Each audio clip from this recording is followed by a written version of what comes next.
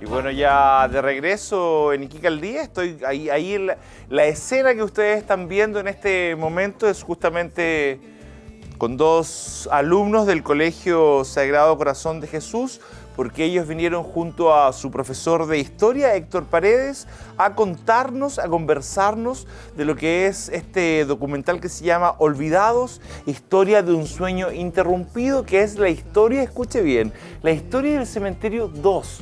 Nosotros siempre, bueno, desde que yo nací y me parece que bastante tiempo atrás, solamente acá en Iquique, se escucha hablar de lo que es el Cementerio 1 y el Cementerio 3. Y bueno, ya modernamente se comenzó con esto del sendero, del Parque del Sendero y eso. Pero la historia del Cementerio 2 nos parece que es bastante interesante poder destacarla. Vamos primero con su profesor, que es Héctor Paredes. ¿Cómo estás, Héctor? Muy bien, Karim. Bienvenido. Gracias por la invitación. Bienvenido. Me parece que la historia que se cuenta acá es algo que todos los iquiqueños deberíamos saber y no lo sabemos. Sí, justamente, a ver, Cementerio General número 2 es como una historia mítica. O sea, generalmente los niños, cuando partimos de este tema de la investigación, hubieron varios temas. En Iquique está lleno de muchos temas muy interesantes, como la ballenera, qué pasó con la ballenera, no sé, la Escuela Santa María, entre otras cosas.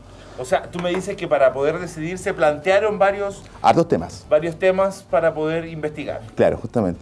¿Cómo fue, Héctor, la llegada de plantear este documental a alumnos tan jóvenes? Mira, Karim, yo como profesor, bueno, me he dado cuenta de que los jóvenes tienen una potencialidad que muchas veces la sociedad no les da cabida. Este trabajo que hemos estado realizando y que hemos hecho anteriormente con otros niños, queda muy bien hecho. Los niños son muy entusiastas con estas cosas, especialmente con el tema así como esto del set, de las cámaras. Y si a eso le agregamos un poco de investigación histórica, generamos resultados bastante interesantes. Ahora tenemos a Daniel Durán también representando a sus compañeros que están detrás, no pueden hablar todos por un tema físico, de espacio y de tiempo, pero Daniel va a estar representándolo. ¿Cómo estás, Daniel? Bien, gracias. Bienvenido a Iquique al Día. Gracias. Daniel, cuéntame cómo fue la experiencia de poder realizar este documento, cómo llegan a entusiasmarse con este proyecto. Como decía el profe, nos planteó diferentes temas. El tema de la cárcel de Pisagua fue uno que también nos interesó demasiado, pero era demasiado amplio, entonces nos quedamos con algo más local, que es el Cementerio 2. Y la motivación parte por el profesor en realidad. Sí. Héctor, ¿cómo llegas a motivarlos? ¿Qué les dices para que se motiven?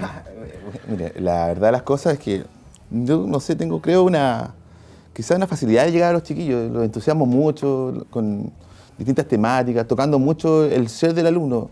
Trato de no ser mucho un profesor, tanto de andar escribiendo, sino más bien explicándoles las cosas. Y los niños generalmente siguen esas líneas. Aprovechamos ese entusiasmo para enfocarlo a lo que era una investigación de corte muy cualitativo e investigativo, en el sentido de que los chicos hicieron un trabajo casi universitario.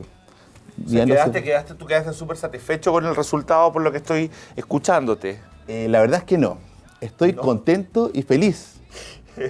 ¿Ya? Estoy contento y feliz porque creo que el documental de 15 minutos simplemente no encasilló mucho más de lo que podíamos hacer con el documental. ¿Cuánto dura? 15 minutos. 15 minutos.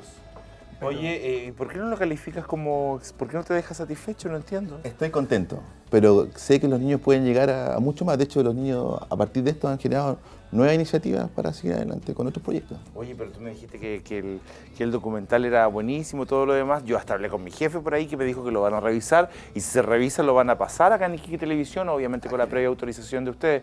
Pero ahora me estás diciendo que no tienen la calidad que te dejó más satisfecho. No, o sea...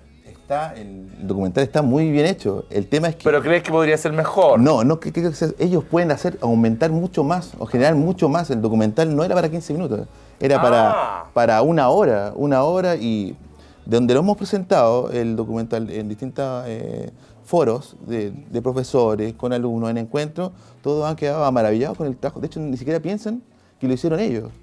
Ya. Es un trabajo que está editado, de forma amateur, ¿no es cierto? Ya. Pero que el contenido que tiene es bastante fuerte. O sea, es un contenido social de investigación, casa a casa. Los niños fueron preguntando de casa, preguntando a personajes emblemáticos de Iquique, como por ejemplo don Guillermo Ross Murray, el señor Valverde. Y también entrevistamos... Oye, ellos son como tesoros vivos, ¿no? Saben tanto de la historia de Iquique. Por ejemplo, Daniel, entrevistamos al ex director, bueno, falleció en este momento, Francisco Telles. Uno de los plus que tiene lamentablemente decirlo, es que nosotros fuimos la última entrevista que hicimos antes de morir, unos pocos días antes de morir, el director del Museo Regional. Oye, complicado que haya pasado eso, es como una responsabilidad que tienes encima para poder ensamblarlo correctamente con las otras entrevistas, ir viendo cada una de las partes. Daniel, ¿cómo fue para ti la experiencia? ¿Y qué sacaste por conclusión en el fondo? Más que todo fue que las personas con las que entrevistamos nos hicimos como muy cercanos. De don Guillermo Ross Murray, ya prácticamente al principio lo saludamos como buenas tardes y después nos hicimos tan confiados. Algo así porque fuimos tantas veces a la hemeroteca que ya nos familiarizamos con él. Y con don Francisco Telles, que falleció, sabía demasiado y de eso se rescata mucho, porque hay mucho material inédito que no está en el documental, pero que nos queda a nosotros. Ok. Cristian, ¿podríamos mostrar a todos los que están detrás míos y yo poderles por último preguntar el nombre? ¿Cómo te llamas tú? Daniel Ávila. Daniel Ávila. Camila Toledo. Constanza Chacón. Jennifer Martínez. Francisca Varela. Francesca Varela. Estaban súper creativos los padres esos días. Daniel, bueno, y Héctor. Ahora, si me puedes contar, Daniel, desde tu punto de vista, ¿qué sacaste? ¿Qué aprendiste, por ejemplo? ¿Qué supiste del cementerio número 2 que nunca te lo habías imaginado? Para los que fueron destinados ahí me sorprendió un poco. Porque, o sea... ¿Pero dónde está? ¿Lo digo? ¿Dónde está? Sí. En la población Jorge Nostroza, que es ahora. Bueno, en ese tiempo se llamaba población John Kennedy. Claro. Y después, cuando falleció Jorge Nostroza, el escritor del libro Séptimo de Línea, en honor a él le pusieron el nombre. Y lo que me sorprendió fue que encontramos la respuesta de quiénes estaban enterrados ahí. O sea, todos nos decían qué pasó, ya los desarmaron y todo. Pero quiénes estaban ahí fue como lo sorprendente. Y la respuesta es que eran los apestosos y los pobres. Y no es una realidad muy lejana, quizás, o sea, se puede asimilar a la de hoy, porque hay pobres que van a ser enterrados y no sabemos dónde. Sí, claro, pero en esa época eran más encima pobres y a la vez tenían enfermedades que eran contagiosas, pestes. Por eso él está diciendo, ahí estaban enterrados los pobres y los apestosos. Eso era, ¿verdad? Esa es una de las razones, tal vez, Héctor, por lo cual el cementerio fue cerrado, tapado. Mire, la verdad de las cosas es que eso es como una crítica social. Porque nos damos cuenta de que la sociedad... Una crítica que ustedes están haciendo. Social totalmente. Y no solamente al devenir de la sociedad, sino también a las instituciones de la sociedad.